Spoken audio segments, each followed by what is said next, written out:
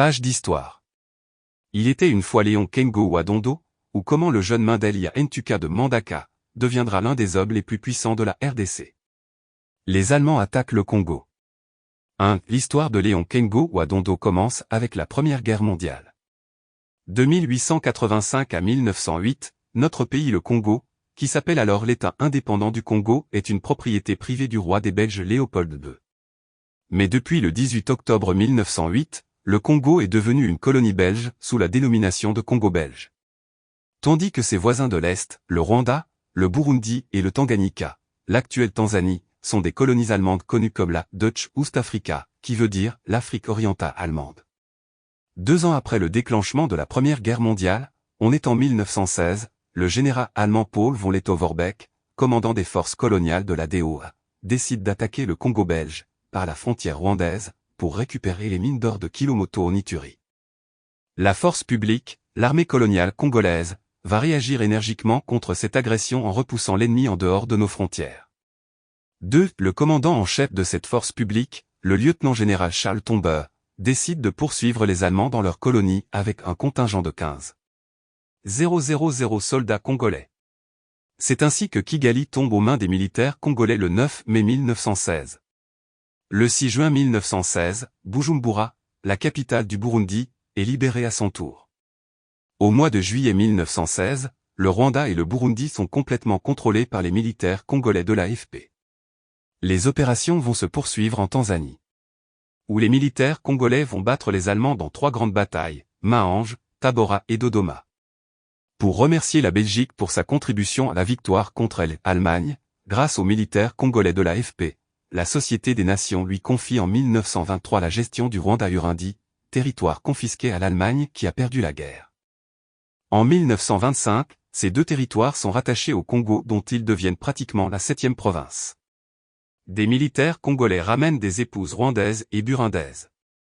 3. À la fin de la guerre en 1918, beaucoup des militaires congolais reviennent au Congo avec des épouses rwandaises et burundaises. C'est ainsi que, par exemple, le sergent Édouard Kengo Lomboli, de la tribu Ngbandi, originaire du territoire de Mobéi-Bongo, secteur de Kotakoli, du groupement Dondo, va épouser et ramener au pays, une belle Rwandaise qui répond au nom de Hilda Azimini. De cette union vont naître 2 filles. Marie-Claire Mukanda Kess et sa sœur Lucie. Naissance de Léon Lubigz.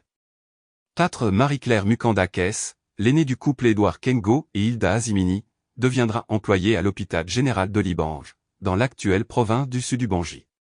À la suite d'une relation amoureuse qu'elle a eue avec le médecin belge de cet hôpital, le docteur Michel Lubigz, elle va donner naissance le 22 mai 1935 à un garçon qu'elle prénomme Léon Lubigz. Le père du petit garçon est contraint de quitter le Congo 5 jours après la naissance de Léon à la suite d'une affaire pénale rocambolesque. Ce médecin juif belge d'origine polonaise, travaillait au Congo comme médecin itinérant en charge de la lutte contre la maladie du sommeil qui sévissait à l'époque dans la province de l'Équateur. Le docteur Michel Lubigz est condamné et renvoyé en Belgique. 5. Un jour, lors de son itinérance, l'un de ses collaborateurs congolais va faire tomber son précieux instrument de travail, son microscope. Le docteur Lubigz, sous l'emprise de la colère, va frapper ce Congolais à la tête avec une canne et le blesse. Le médecin belge va soigner lui-même le blessé qui, une fois guéri, sera envoyé dans son village pour faute lourde. 6 mois plus tard, on apprend que le garçon renvoyé est décédé à la suite probablement de la blessure. Le parquet de l'Isala ouvre une enquête contre le docteur Lubigz pour coups et blessures volontaires ayant entraîné la mort sans l'intention de la donner. Il sera condamné à une lourde peine de prison et révoqué du service médical du Congo. Il est envoyé en Belgique pour purger sa peine. Le roi des Belges va le gracier et le docteur Lubigz revient au Congo et s'installe à Ouatsa dans la province du Haut-Uel où il travaillera désormais pour le compte de la compagnie des mines d'or de Kilomoto. Le petit Léon Lubigz ne le verra pas et n'aura pas de ses nouvelles durant son enfance. Le jeune Léon est élevé par ses grands-parents 6. Léon Lubigz va être élevé par ses grands-parents puisque sa mère, Marie-Claire, va épouser un militaire topoc de l'AFP, originaire de la Tshopo, le caporal Louis Walala. Son grand-père, l'ancien combattant Édouard Kengo, après son service militaire, deviendra menuisier à Libange et sa grand-mère, Hilda Azimini vont l'encadrer dès sa plus tendre enfance. En 1940, le jeune Lubigz est inscrit à l'école primaire. Comme l'atelier de son grand-père était séparé de son école par un mur mitoyen, il venait pendant les pauses manger les bananes grillées qu'il trempait dans un bol d'huile de palme que lui préparait celui qu'il considère comme son vrai père tout en bavardant avec lui en kingbandi et en lingala. Les débuts difficiles d'une carrière époustouflante 7.